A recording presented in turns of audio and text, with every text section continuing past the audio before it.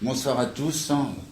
Merci de votre présence. Merci à Bertrand Vady d'avoir accepté une fois encore notre invitation de venir nous parler du bouleversement de la scène géopolitique mondiale, et ceci à l'occasion de la publication de son dernier livre, qui s'inscrit dans une longue série, je ne vais pas tous les citer, qui s'appelle « Quand le Sud réinvente le monde », et c'est sur la puissance de la faiblesse, dans lequel vous dressez un diagnostic assez affolant de la scène mondiale, et notamment du fait de la prétention des anciennes puissances, comme vous les appelez, à imposer leur modèle étatique et leur modèle politique sur le reste du monde, du fait de la politique dite de décolonisation et bien d'autres choses encore que vous allez nous expliquer.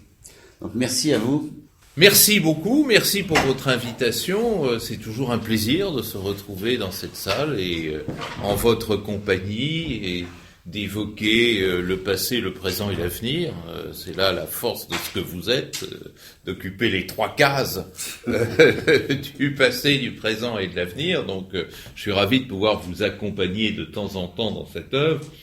Effectivement, j'ai publié en octobre dernier ce livre « Quand le Sud réinvente le monde », essai sur la puissance de la faiblesse. Ça mérite quelques explications, bien entendu. D'ailleurs, c'est le propre d'un titre que de mériter une explication, c'est en gros d'obliger les gens à l'acheter pour comprendre ce que veut dire le titre. C'est un peu un bilan de ma carrière académique, c'est-à-dire j'ai quand même eu à enseigner les relations internationales pendant plus de 40 ans, et donc à rencontrer mes collègues, notamment anglo-saxons, parce que les relations internationales, c'est une discipline académique qui est couverte à 95% par le monde anglo-saxon. J'ai eu à lire quantité d'ouvrages, évidemment, à diriger des thèses, et il y a quelque chose qui m'a frappé. Et quelque chose qui m'a frappé, c'est que pour une discipline comme les relations internationales, il est quand même paradoxal que l'essentiel de celle-ci se fasse en nous regardant nous-mêmes. C'est-à-dire que les relations internationales, c'est le Nord parlant au Nord. Les relations internationales, c'est pas tout à fait les anciennes puissances, mais les vieilles puissances. Anciennes donneraient l'impression qu'elles ne sont plus des puissances, elles le sont, mais elles sont vieilles. Et c'est en quelque sorte une vision des relations internationales qui est très largement autocentrée. Et cette façon d'autocentrer l'étude des relations internationales est paradoxale de bien des points de vue. D'abord parce que la majorité de la population n'est plus au nord mais est présentement au sud. C'est déjà pas rien. Parce que, et on y reviendra peut-être plus en détail, l'essentiel de l'actualité internationale, des événements internationaux, de ce qu'on appelle dans notre jargon l'agenda international, se fait au sud, s'écrit au sud. Les événements se produisent pour l'essentiel venant du sud. Certes, il y a les tweets de M. Trump, certes, il y a les vapeurs de Mme May, mais l'essentiel de l'actualité internationale nous vient du Sahel, nous vient de Mésopotamie, nous vient de Chine, nous vient des catastrophes écologiques qui viennent frapper l'Afrique. Et donc, nous continuons à raisonner, non pas en refusant de regarder ces événements-là, mais en les regardant avec nos lunettes du Nord, c'est-à-dire avec notre système conceptuel. Et nos vieux concepts, nos chers et vieux concepts, ils ont été forgés par l'histoire européenne. C'est ce que je vais essayer de vous montrer dans un instant. Et donc le paradoxe, c'est que nous regardons le monde en l'interprétant par notre histoire. Alors qu'est-ce qui se passe quand on regarde le monde en l'interprétant à partir de notre histoire particulière? Eh ben, on ne le comprend pas. Et si on ne comprend pas, on dit ce que j'entends tous les jours sur TF1, TF2, TF3, TF4, TF5, TF6, etc., que le monde est dans une situation de chaos, de désordre, d'anarchie. Mais non. Il n'y a pas de chaos mondial. Il n'y a pas de désordre mondial. Il y a, au contraire, des relations qui se construisent dans le monde, qui sont parfaitement compréhensibles, dès lors qu'on regarde dans la bonne direction. Évidemment, si vous regardez C'est comme conduire une voiture. Si vous conduisez votre voiture en regardant derrière, le chaos, il arrivera tout seul. N'est-ce pas ?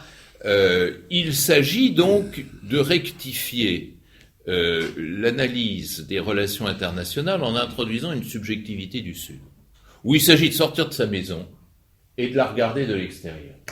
Alors qu'on a plutôt tendance, aujourd'hui, à rentrer chez soi, à fermer ses portes, ses volets, ses fenêtres, etc. Il s'agit de faire ce qui était le vieux projet de notre ancêtre Aristote, se mettre au balcon pour se regarder passer. C'est ce que j'ai fait dans ce livre. C'est-à-dire, regardons-nous passer.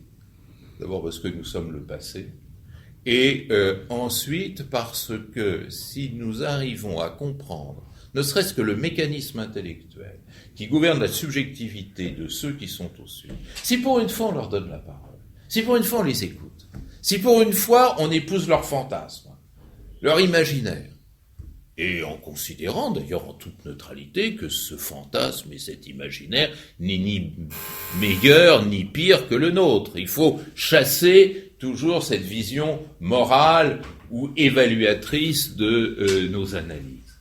Eh bien, on s'aperçoit que le monde n'est pas du tout celui que nous présente monsieur Delahousse ou monsieur Le Drian ou monsieur Trupp. Alors, essayons de voir ça en 3 temps. Essayons de revenir à notre propre subjectivité avant d'épouser celle des autres. C'est-à-dire, qu'est-ce qu'il y a dans notre tête ? Qu'est-ce qu'il y a dans notre tête d'internationaliste ? Comment est fait notre cerveau pour appréhender les faits internationaux ? Et on va découvrir tout un tas de choses, enfin moi j'ai découvert en tous les cas tout un tas de choses dont je ne me doutais pas. Ensuite, comment tout ça est perturbé ? Et puis enfin, qu'est-ce qu'il en ressort, éventuellement, puisqu'on est à futurible, vers quel avenir sommes-nous ainsi projetés ? Alors, d'où venons-nous ? Nous venons déjà d'une chose, et à mon avis, tout a été hypothéqué à ce moment-là. Nous sommes, nous, occidentaux, européens, avant de dire occidentaux, d'abord j'aime pas la formule occidentale, parce que j'ai jamais su ce que c'était que l'Occident. L'Europe, par définition, sait ce que c'est. Nous sommes, nous, Européens, les inventeurs du premier système international. Et peut-être, d'un point de vue institutionnel, du seul système international qui ait jamais existé sur la planète. Et c'est ça le hiatus. Pourquoi nous sommes l'inventeur du premier système international ? Eh bien, parce que dans cette fantastique crise de la fin du Moyen-Âge, qui n'est pas suffisamment analysée, reprise, reconsidérée, pourtant il y a de grands historiens de cette crise, dans cette formidable crise, on a mis fin brutalement à 3 systèmes. Le système féodal, le système impérial, issu de l'Empire romain germanique, et le système pontifical. Fallait le faire.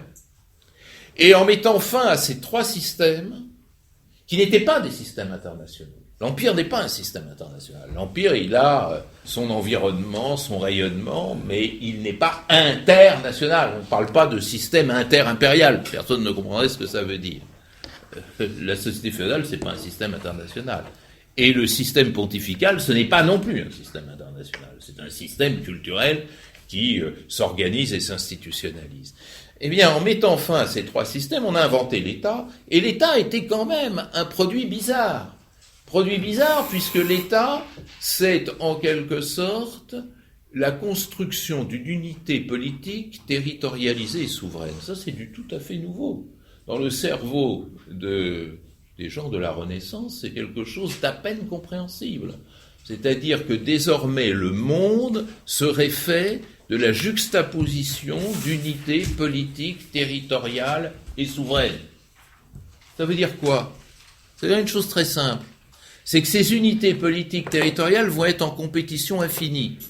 Et comme elles sont souveraines, j'en ai parlé à M. de la Palisse qui m'a donné raison, comme elles sont souveraines, il n'y a personne pour régler la circulation. Et ça, c'est de l'inédit.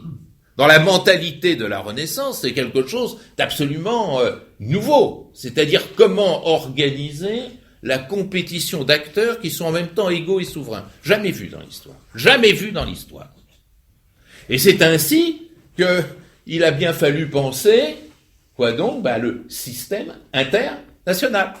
Interstato-national. Bon.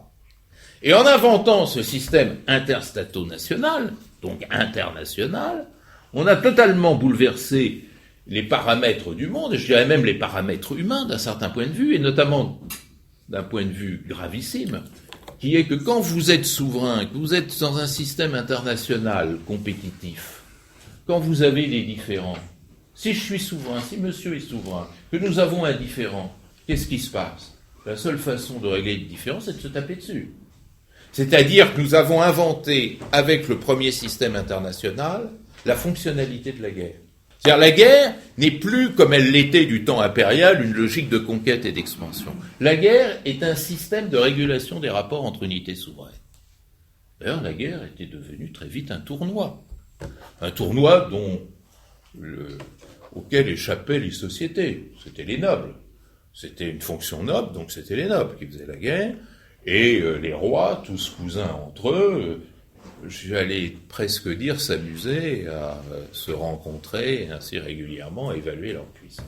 Le résultat des courses, c'est que l'on a inventé un système souverainiste, compétitif, martial et guerrier qui reposait sur le concept clé de la puissance et de l'équilibre de puissance. C'est-à-dire que la guerre faisait gagner celui qui avait la puissance, et la guerre actualisait les relations de puissance, un peu comme les coupes de monde de football. C'est-à-dire, celui qui, à l'occasion d'une guerre, était plus fort que les autres, la gagnait et se renforçait.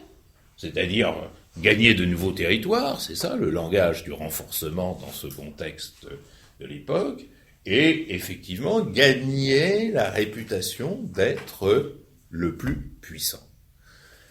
Tout ceci aboutit à ce que les anglo-saxons, parce que dès qu'on le dit en anglais, ça fait plus sérieux, appellent le power politics. Pour la science politique américaine ultra dominante dans la production, les relations internationales reposent sur le power politics. C'est-à-dire la compétition infinie de puissance actualisée. Et vous savez que cette discipline, elle est née très tard. Elle est née finalement en 1945. Enfin, ça a un peu commencé pendant l'entre-deux-guerres, mais c'est surtout en 1945 que la discipline est née. Et ce power politics, il était à son zénith. Dans les 1945, c'est le moment où les États-Unis, en marginalisant un peu vite l'Union soviétique, considéraient qu'incarnant l'essentiel de la puissance, avait sauvé le monde en le délivrant du monstre nazi. Donc non seulement le power politics était efficace, mais il était beau. Fantastique. Et c'est là-dessus que s'est constituée notre discipline. Eh bien, mesdames et messieurs, ça, c'est fini. C'est fini. Au moment où un ancien ministre des Affaires étrangères a hasardé le concept d'hyperpuissance, le lendemain, le concept de puissance s'est effondré. Ça n'existe plus. Il y a toujours des gens puissants. C'est pour ça que je parle non pas d'ancienne puissance, mais de vieille puissance. Seulement, le grand problème, c'est que la puissance est devenue impuissante. Et ça a été le vrai retournement du monde. La puissance, elle existe toujours. Elle n'a jamais été, si je puis dire, elle n'a jamais été aussi puissante, la puissance. Il n'y a pas de problème, parce que la technologie la porte. Mais elle n'a jamais été aussi puissante, elle n'a jamais été aussi inefficace.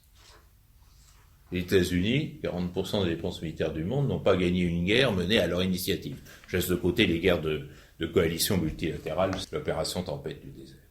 Ou plutôt, ils en ont gagné une contre l'île de Grenade, en 1983. Quand même, ils ont réussi à battre une armée de 89 hommes dotés de lance-pierres. Pour une puissance nucléaire, c'est quand même...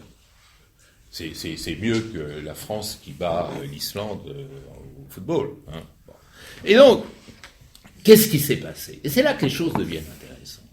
Il s'est passé, mesdames et messieurs, c'est ce que je plaide dans mon livre, que notre illusion universaliste a été rongée, a été défiée, a été cassée, a été remise en cause. Et ça, ce n'est pas nouveau, c'est pas aujourd'hui.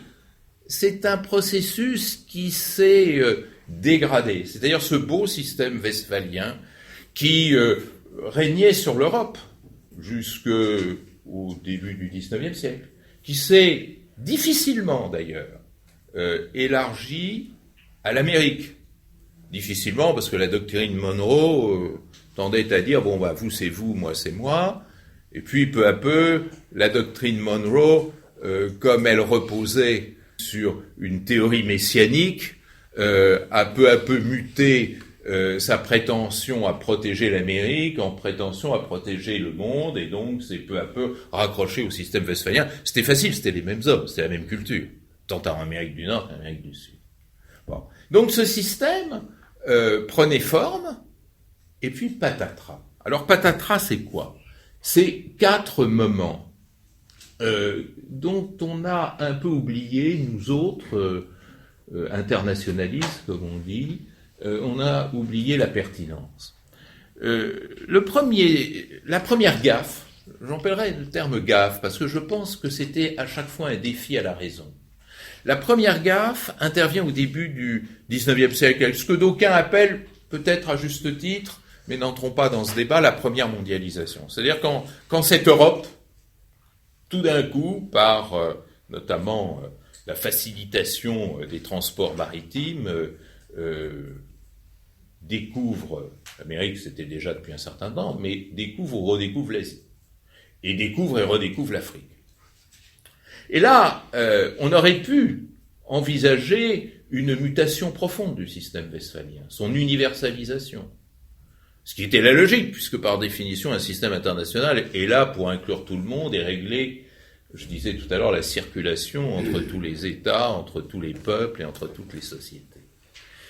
Ça aurait pu se faire aussi parce que le système westphalien se réclamait explicitement de la raison. C'est-à-dire les grands théoriciens du système westphalien, Grotius avant la lettre, surtout Hobbes, vous savez, le Léviathan de Hobbes, c'est 1651, 3 ans après la paix de Westphalie, c'est-à-dire dans un contexte qui était vraiment celui de l'invention d'un système international, tous ces gens-là se réclamaient de la raison.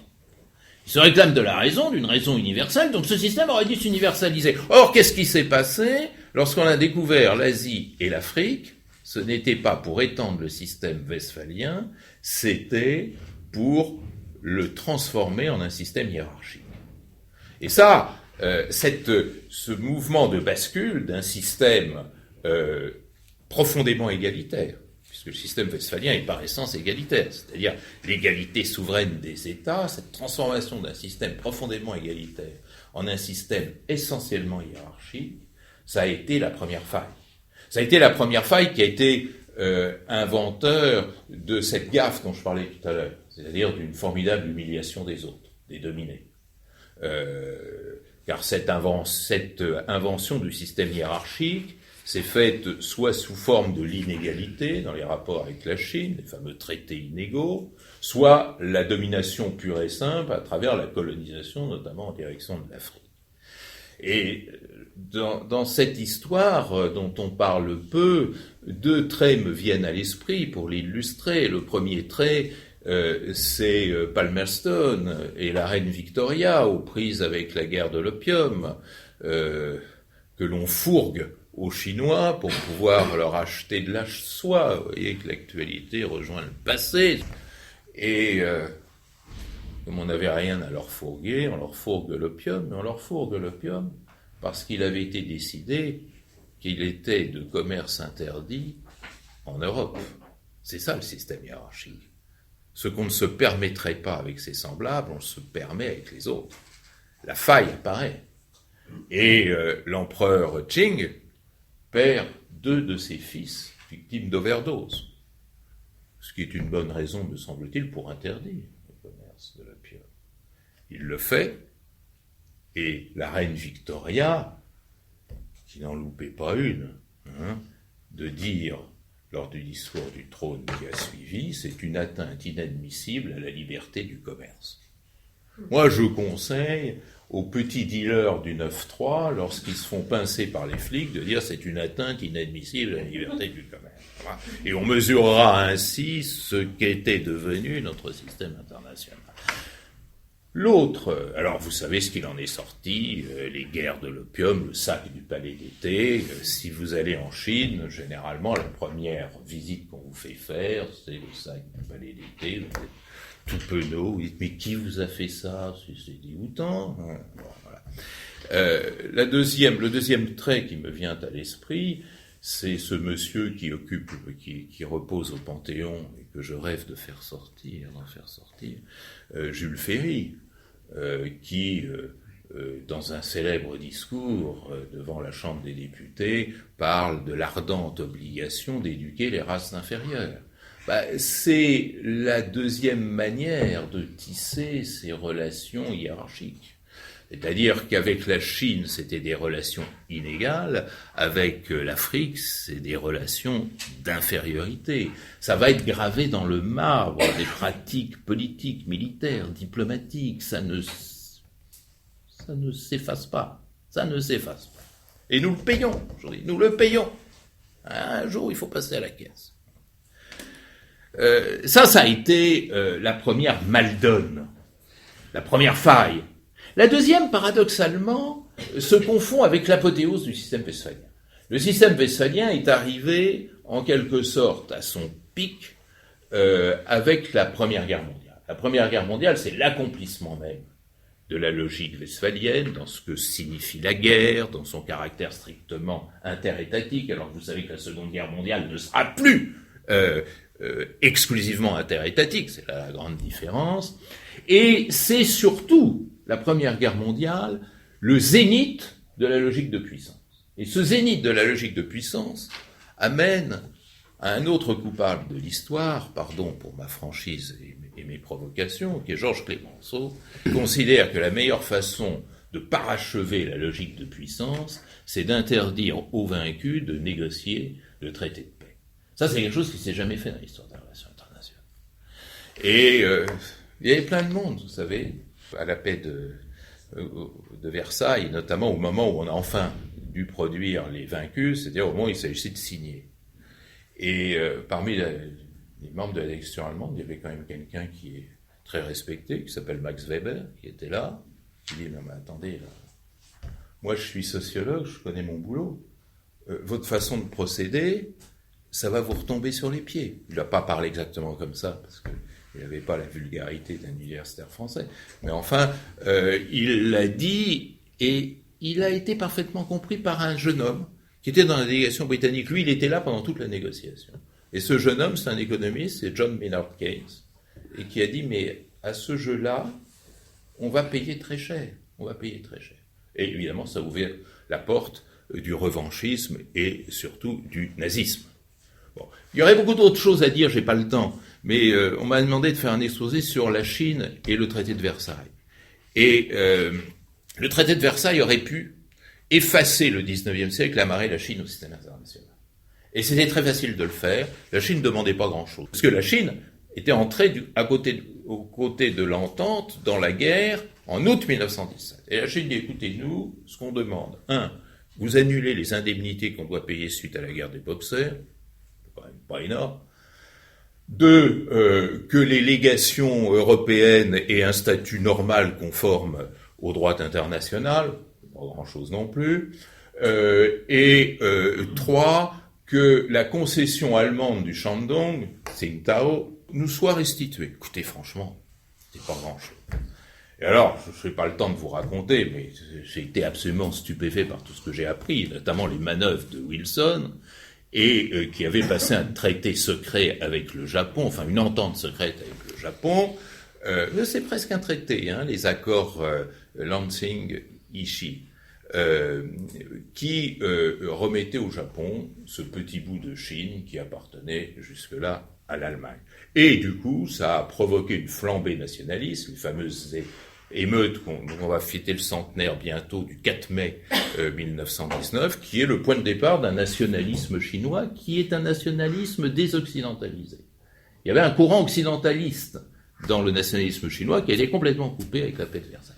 Donc, à trop en faire, eh bien, on reçoit tout sur le pied, c'est ce qui nous est arrivé. La troisième gaffe, c'est la décolonisation. Et c'est quelque chose, moi, qui m'est cher, parce que je pense que c'est un thème important pour comprendre les relations internationales. La décolonisation a été complètement ratée dans notre histoire contemporaine. L'échec de la décolonisation a été probablement ce que le grand La Boétie appellerait la malencontre majeure de notre après 1945, de notre post-1945. Alors, pourquoi je parle de décolonisation ratée? Personne n'en parle parce que la décolonisation, c'était presque anecdotique. J'étais tout jeune, mais j'étais déjà vivant au moment de la décolonisation. On était en plein conflit Est-Ouest. C'était vraiment anecdotique par rapport au risque de la guerre thermonucléaire. Donc, ça avait un petit goût d'exotisme, mais ça n'allait pas très loin. Mais si on y regarde de près, l'échec a été triple. Il a été extrêmement douloureux. Premièrement, on n'a pas vu venir le fait que les grands leaders de la libération de l'Afrique et de l'Asie n'étaient pas des constructeurs d'État, ne visaient pas la construction d'État. C'était des émancipateurs. On n'a pas vu, on n'a pas senti venir ces congrès panafricanistes. Le premier s'est tenu à Londres en 1900. Les suivants se sont tenus au lendemain de la Première Guerre mondiale et le tout dernier au lendemain de la Seconde Guerre mondiale. C'est quand même très significatif. Mais quelle était la thématique? La thématique de ces gens, alors vous savez, les pionniers du panafricanisme, c'est Webb Du Bois, c'est George Padmore, c'est souvent plus d'ailleurs des Caribéens que des Africains. Et leur discours, c'était un discours anti-esclavagisme, il y avait encore des post-esclavagisme, anti-raciste, anti-inégalité, anti-hiérarchique. Il n'était pas question de construire des États. Et l'une des figures les plus emblématiques, probablement la plus emblématique de l'indépendance africaine, Kwame Nkrumah, a écrit des choses. Il écrivait beaucoup, Nkrumah. Il a écrit notamment cette chose qui est tout à fait remarquable et très, très, très futurible. Il a dit, mais attendez, il ne faut pas tomber dans le piège de construire un État-nation sur les dépouilles de l'administration coloniale. Parce que si on fait ça, on va se faire avoir. On va être recolonisé dans des relations post-coloniales inégalitaires et l'ancienne puissance coloniale reviendra dans le jeu. Et c'est la raison pour laquelle le grand rêve de Nkrumah, c'était le panafricanisme. Et ce n'était pas le seul. Prenez le Nigérian Azikiwe, prenez le Guinéen Sékou Touré, prenez le Tanzanien Tanganiquais à l'époque, Julius Nyerere. Tous ces gens-là étaient animés de panafricanisme. Même Mandela. Je dis même parce que son histoire est particulière, mais l'ANC, ça veut bien dire ce que c'est. C'est le Congrès national africain. Voilà. Et du coup, l'échec de la décolonisation, c'est que ces gens-là ont été projetés un peu par la force de la pression du système de puissance à l'époque, par la construction bâclée d'États-nations dont ils ne voulaient pas. Et ils se sont très vite, ça a été le deuxième échec de la décolonisation, transformés en dictateurs, parce que ils ont dû importer des États d'Occident, c'est-à-dire l'État inventé par Philippe le Bel à la fin du XIIIe ou au tout début du XIVe siècle, c'était quand même pas le même contexte politique, social, économique, culturel, religieux que l'Afrique dans la deuxième moitié du XXe siècle. Et tout ceci a créé un enchaînement terrible fait d'une dialectique d'autoritarisme, coup d'État militaire, militarisation et d'effondrement d'État. C'est-à-dire où c'était l'autoritarisme absolu, où c'était des États qui s'effondraient, et c'est devenu la pathologie dominante de notre système international. Et puis le troisième échec de la décolonisation, c'est peut-être le plus grave. C'est-à-dire qu'une fois cette décolonisation acquise, la décolonisation, n'oubliez pas, c'est passé de 51 États membres fondateurs des Nations Unies à 193 aujourd'hui. C'est-à-dire, comme on dirait dans notre arithmétique de politique intérieure, la perte de la majorité par la vieille puissance d'Assemblée générale. Eh bien, ça aboutit à deux effets catastrophiques. Premier effet catastrophique, ça a été le fait que la gouvernance du monde s'est rétractée sur le minilatéralisme. C'est-à-dire, à mesure que les Nations Unies devenaient une assemblée générale des peuples, les anciennes puissances se sont rétractées sur elles-mêmes pour constituer le centre néo-dirigeant du nouvel espace mondial, dont l'exemple le plus remarquable est le G7. Et le Sud est resté dehors. Et le Sud est resté dehors. Qu'est-ce qui se passe?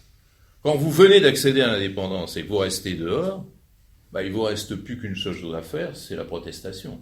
Et on a inventé en l'espace de quelques années cet élément tout à fait révolutionnaire que j'appelle la diplomatie contestataire. Et on peut pas co-gouverner, donc on gueule, on proteste. Alors c'est quoi? C'est Bandung, 1955. Alors n'oubliez jamais que à Bandung, 1955, il y a un monsieur qui lui aussi était furieux de ne pas être invité. Il s'appelait Chou En-lai, il va voir Mao, et Mao a suivi Chou En-lai. Et ça a été le point de départ de la diplomatie chinoise telle qu'on la connaît encore aujourd'hui, c'est-à-dire on est du côté du Sud. On est du côté de l'afro-asiatisme. Et pour vous dire à quel point ces choses sont remarquables, j'ai rencontré récemment un diplomate chinois et je lui ai dit, est-ce que vous seriez candidat à entrer dans le G7? Toujours mes obsessions. Et je vois qu'il saute sur son fauteuil, parce que généralement c'est des personnes très calmes, il dit non. Moi je lui dis, attendez, c'est un peu court, hein. Moi je suis un universitaire, on me répond en 2 parties. Hein, alors expliquez-moi pourquoi vous êtes. Et il me dit, c'est très simple. Si on entre dans le G7, on va apparaître comme puissant. Nous sommes un pays en développement, évidemment je me suis retenu pour pas rire, nous sommes un pays en développement et nous sommes du côté des humiliés et des dominés. C'est une splendide analyse du jeu chinois actuellement. Bon. Et du coup, Bandung, puis le mouvement des non-alignés, puis la charte des 77 qui va donner naissance au groupe des 177 qui sont maintenant 134, voilà. Et on voit ainsi naître une diplomatie de protestation qui va devenir une diplomatie de déviance, c'est-à-dire qui va se radicaliser, c'est quand on est mécontent, on se radicalise, hein, c'est un concept bien connu maintenant, et qui va en quelque sorte aboutir à cette forme nouvelle de violence que nous connaissons actuellement. Donc, tout ceci, c'est un formidable mouvement de bascule. Le dernier mouvement de bascule, c'est la mondialisation. Alors, mondialisation, vous savez, tout le monde emploie ce terme-là, mais là où il y a du dégât, c'est quand on commence à demander à le définir, et parce que les sciences sociales ne savent pas définir la mondialisation. Ne croyez pas les définitions que vous trouvez dans le dictionnaire, les sciences sociales ne savent pas définir la mondialisation. Les sciences sociales ne connaissent que les symptômes de la mondialisation, et notamment ces 3 symptômes fondamentaux qui sont l'inclusion, c'est-à-dire il y a un seul système international, l'interdépendance, c'est-à-dire tout le monde dépend de tout le monde et comme on dit dans ma maison, réciproquement, ce qui veut dire une chose très importante. Ça veut dire que le faible continue à dépendre du fort, mais que désormais, de plus en plus, le fort dépend du faible. Parce que dans une logique d'interdépendance généralisée, politique, économique, sociale, culturelle, effectivement, les contre-performances du faible ne peuvent qu'affaiblir le fort. Et ça, j'espère que vous m'avez vu venir, c'est l'inversion progressive de la logique de puissance, qui est en quelque sorte contrôlée par les effets de faiblesse. Et puis le troisième symptôme de la mondialisation, c'est la mobilité. Mobilité, communication, mondialisation des imaginaires. Les individus maintenant pensent global au lieu de penser local ou penser national. Le pauvre désormais voit le riche, alors qu'autrefois il ne le voyait pas, ce qui modifie complètement son comportement. Et donc, dans cette mobilité globale, on est dans un système où peu à peu le migrant devient l'avenir du monde. Le monde sera tenu par ceux qui sauront bouger. Bouger pour gagner ou pour survivre, mais bouger. Eh bien, tout ceci m'amène à mon tout dernier point, avant d'ouvrir la discussion, c'est que tout ceci prépare la voie à un nouveau système international. Un nouveau système international dont je voudrais brosser les traits à travers 3 directions. D'abord, et c'est absolument fondamental, toutes ces mutations conduisent à une transformation complète de la guerre, à tel point que ce que l'on appelait la guerre dans le langage Hobbesio-clausewitzien, c'est-à-dire inventé par Thomas Hobbes et théorisé sur le plan stratégique par Clausewitz, la guerre clausewitzienne n'existe plus, ou n'existe que de manière extraordinairement marginale, si le Pakistan et l'Inde se tapent dessus, des choses équivalentes. Plutôt que de guerre, moi je parle maintenant de nouvelles conflictualités internationales. Nouveaux conflits internationaux, et comme il faut avoir l'air sérieux, on va le dire en anglais, New International Conflict. Et si vous voulez faire brancher, vous dites dans un dîner, les NIC. Vous savez, maintenant, avec les NIC, là, vous avez le leadership de la table, jusqu'à là, au moins jusqu'au dessert. Alors, qu'est-ce que c'est que les NIC ? Eh bien, justement, c'est l'envers de la guerre. Parce que la guerre, rappelez-vous ce que je vous proposais tout à l'heure, c'est une compétition de puissance. La nouvelle conflictualité internationale, c'est une compétition de faiblesse. C'est-à-dire, ce n'est plus la puissance qui produit la conflictualité, c'est la faiblesse. Ça ne veut pas dire que la puissance s'en désintéresse, ça ne veut pas dire que la puissance ne manipule pas, ça ne veut pas dire que la puissance ne veut pas essayer de s'en emparer. Non, ça veut dire que dans le mécanisme génétique de la conflictualité, c'est la faiblesse qui est en situation d'engendrer la conflictualité et non plus la puissance. Faiblesse, quelle faiblesse ? 3 types de faiblesse. La faiblesse des États, ce qui est la faiblesse majeure dans la production conflictuelle aujourd'hui, c'est-à-dire ces États qui s'effondrent, Somalie, République centrafricaine, Yémen, on pourrait ainsi continuer, République démocratique du Congo. Vous savez, la République démocratique du Congo est en guerre depuis l'indépendance, depuis juin 60, pratiquement, avec plus de très très courts accalmies, et c'est 6 millions de morts. 6 millions de morts, hein. Oui, personne ne s'y intéresse. Deuxième faiblesse, la faiblesse de la nation. Et ça, c'est quelque chose de très important, parce que notre modèle stato-national repose sur la construction de nations qui est en quelque sorte la matérialisation de l'idée de contrat social, c'est-à-dire le choix conscient de vivre ensemble, la politique de coexistence. Cette politique de coexistence qui était au départ l'élément constitutif du jeu westphalien, a été bricolée au moment de la décolonisation, et on retrouve quantité de conflits aujourd'hui qui dérivent de ce refus de vivre ensemble. Mali, c'est ça. Entre Bambara et Dogon au sud, Peul, arabophone, berbérophone ou Touareg au nord, il y a un refus de coexistence. L'Irak, ce n'est plus une nation, c'est 3 communautés, ou 3 communautés et demie, parce qu'il y a d'autres petits groupes qui jouent aussi dans ces affaires, sunnites, chiites et kurdes. Bref, la faiblesse de la nation devient un des facteurs structurants également de cette conflictualité. Et le troisième, et peut-être le plus intéressant, c'est ce que mon maître Émile Durkheim avait dit à propos de ce qui l'intéressait à l'époque, c'est-à-dire les nations européennes, il ne s'intéressait pas du tout à l'international, à savoir la faiblesse du lien social.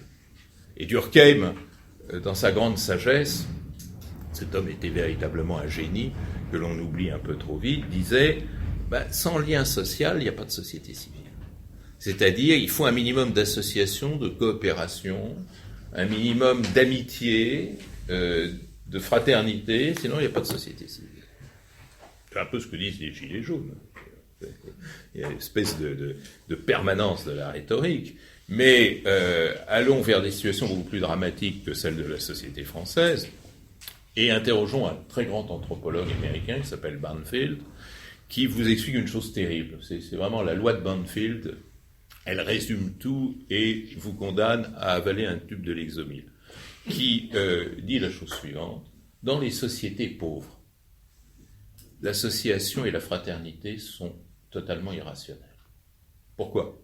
Parce que si vous êtes dans une société de précarité où les ressources sont rares et que vous vous associez, par exemple, voilà, je m'associe avec toutes les personnes qui sont ici, si j'obtiens un petit quelque chose, qui sera nécessairement un petit et pas un gros, il faudra que je le partage. C'est-à-dire qu'il me restera pratiquement rien. Donc la rationalité, dans des situations de précarité, c'est aller directement au sommet et négocier uniquement pour moi. C'est ce qu'il appelle le familisme amoral. Et effectivement, ceci interdit la constitution de société civile et place les sociétés les plus pauvres, celles au niveau d'IDH le plus bas, dans une situation de conflictualité potentielle permanente. Alors, tout ça, c'est ce que l'on appelle les effets de faiblesse. Alors, ce qui est intéressant, c'est que ces effets de faiblesse, deuxième point, viennent se combiner avec une chute de la capacité de puissance. C'est-à-dire que la plupart des facteurs que je vous ai présentés paralysent la puissance. C'est-à-dire que face à la mondialisation, la puissance ne fait pas grand-chose. Parce que la puissance, elle est forte, ça aussi j'en parlais avec M. de la Palisse, qui m'a donné raison, la puissance, elle est forte dans les logiques de compétition.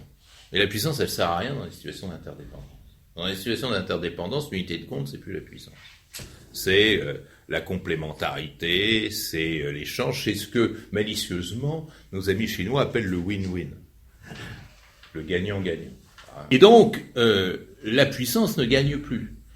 Et ce qui est tout à fait frappant, c'est que l'indicateur le plus fiable de l'échec de la puissance, c'est l'échec des politiques d'intervention. Alors vous connaissez cette parabole que j'ai essayé de mettre au point. Il y a un jour un conflit quelque part en Papouasie-Nouvelle-Guinée. Premier jour, le Quai d'Orsay publie un communiqué appelant les partis à la retenue. J'adore cette formule. Les gens sont en train de s'étriper, de se tuer, on appelle à la retenue. Quelquefois au discernement. C'est extraordinaire. Le deuxième jour, le même Quai d'Orsay, ou son équivalent dans un autre pays européen, va sortir un long communiqué expliquant ce qu'il faut faire pour arrêter la guerre et ce qu'ils doivent faire, eux. Le troisième jour, comme on ne les écoute pas, ils envoient un corps expéditionnaire. Le quatrième jour, le prince occidental se réveille en disant « c'est le plus beau jour de ma vie, Tombouctou est libéré ». Voilà.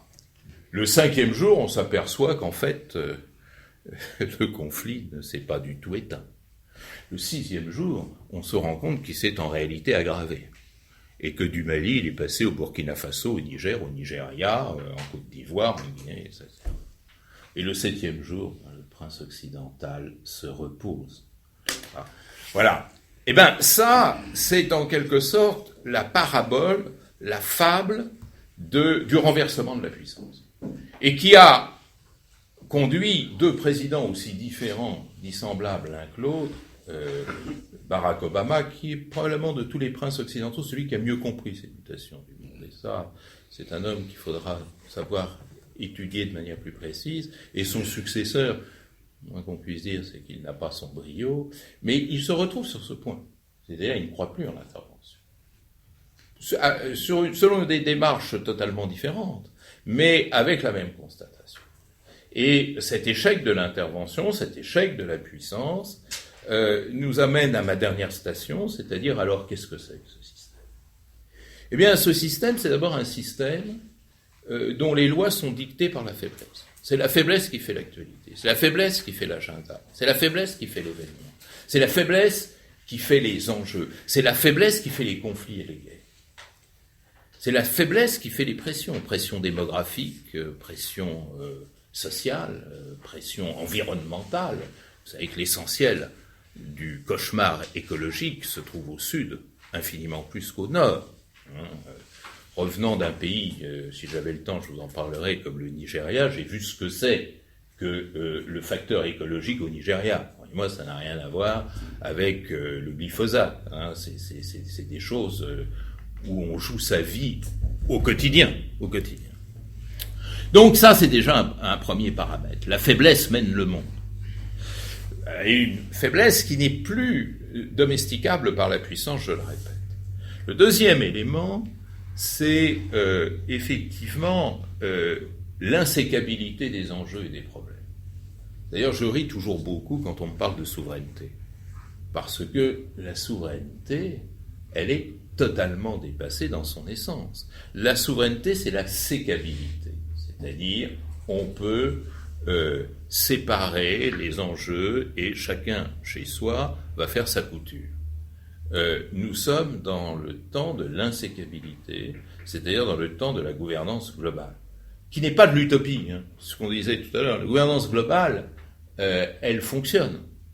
Et elle fonctionne de manière souvent magnifique et merveilleuse. C'est grâce à la gouvernance globale qu'on a éradiqué la variole en Afrique. C'est grâce à la gouvernance globale qu'au moins les mal nourris n'augmentent pas en nombre, même si leur nombre reste scandaleusement élevé. C'est grâce à la gouvernance globale que vous pouvez voyager, consommer, surfer sur Internet, etc.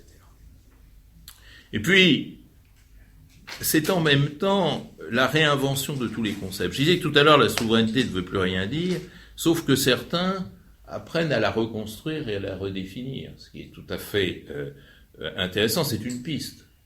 Que de redéfinir aussi ce que nation exactement veut dire, ce que identité veut dire. C'est aussi, et là, il aurait fallu peut-être plus de temps, mais le sujet est infini, la manière dont l'intersocial remplace l'international. Vous avez employé un terme qui à chaque fois manque de provoquer un AVC, j'espère que ça finira pas par arriver, vous envoyez géopolitique. La géopolitique, ça n'existe pas. Ça n'existe pas, c'est un fantasme. Pourquoi ? Parce que l'essentiel des relations dans l'espace mondial sont des relations intersociales. C'est l'intersocialité qui mène le monde. Et la géopolitique, là-dedans, elle nous court après, elle ne nous rattrape plus. L'intersocialité, c'est ces réseaux entre acteurs sociaux, c'est cette communication sociale, c'est ces imaginaires sociaux, c'est ces flux migratoires, c'est ces échanges de toute nature, c'est ces frontières qui ne résistent plus. Avec mon ami et complice Michel Fouché, on s'étripe là-dessus, mais en fait on est d'accord. Frontières, c'était papa, c'était grand-papa. Et enfin, je termine sur le tout dernier concept qui est la post-hégémonie. C'est-à-dire que, évidemment, ce jour où M. Xi Jinping est à Paris, on a très peur. D'ailleurs, le monde occidental n'existe plus que par sa peur. On a peur de tout.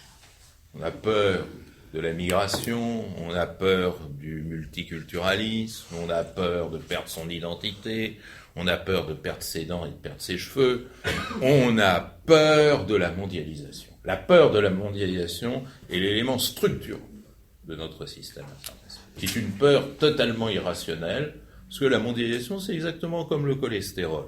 Il y a la bonne mondialisation et la mauvaise mondialisation. Vive la bonne mondialisation et chassons la mauvaise. C'est tout. Il n'y a pas de raison d'avoir peur. Il n'y a pas de raison d'avoir peur.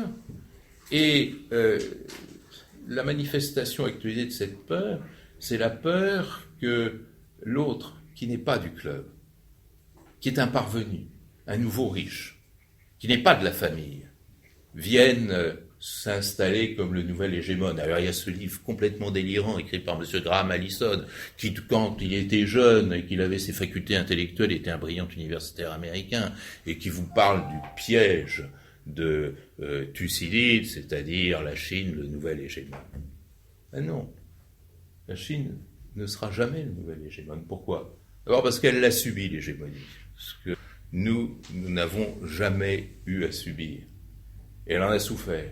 Mais c'est pas suffisant pour pronostiquer qu'elle ne sera pas le nouvel hégémone. C'est surtout parce que, en observant l'hégémonie, la Chine a compris que l'hégémonie, c'est le contraire du loto. C'est-à-dire, ça coûte très cher et ça rapporte très peu.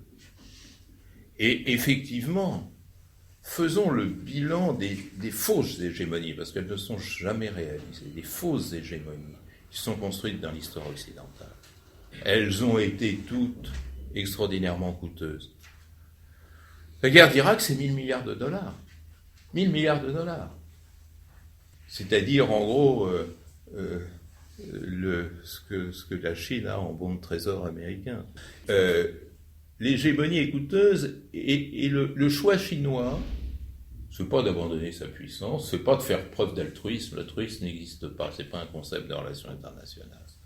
La Chine est aussi cynique que les Occidentaux, qu'il n'y ait pas de malentendu. Mais simplement, c'est de dire, tentons le découplage. C'est-à-dire, nous, on a besoin de la mondialisation sur le plan économique. C'est-à-dire, pour piller, je veux bien lâcher le mot, les richesses énergétiques, les surfaces cultivables et tout ce que vous voulez, mais on n'a pas besoin de la phase politique. Et c'est ça la différence. D'ailleurs, on ne va pas aller se mêler des conflits des autres. Vous avez vu les Chinois intervenir dans un conflit israélo-palestinien, sahélien, congolais, syrien, irakien, afghan? Non. Je termine sur cette phrase. Un collègue chinois qui, à Pékin, en septembre dernier, avec qui j'ai eu un débat sur l'international, il me disait, tu sais, la différence qu'il y a entre vous et nous, c'est que vous croyez en Dieu, et nous, on n'y croit pas. Et donc, on n'a rien à universaliser. vous n'êtes pas chinois, c'est dommage pour vous, tant pis pour vous. Mais nous, ça nous est complètement égal, on n'a pas envie de vous siniser. Et c'est peut-être plus redoutable. Hein. Ne croyez surtout pas que c'est l'apologie de la vertu ainsi redécouverte. La visée purement économique, elle est redoutable. Elle peut être violente. On ne va pas vers un monde meilleur pour autant. Mais le chemin est différent. Et ce découplage entre l'économique et le politique qui est impensable dans notre vision occidentale, c'est-à-dire quand on domine de tous les points de vue. C'est-à-dire politiquement, économiquement, socialement, culturellement, etc. On va même vendre nos feuilletons, un si grand soleil, etc. Allez, paf, tout va aller vers l'Afrique et vers l'Asie. La Chine se pose son problème. Moi, je veux du pétrole, moi, je veux des terres cultivables, moi, je veux des matières premières, et voilà. Ainsi va le monde, comme disait un journaliste. Merci beaucoup. Merci à vous.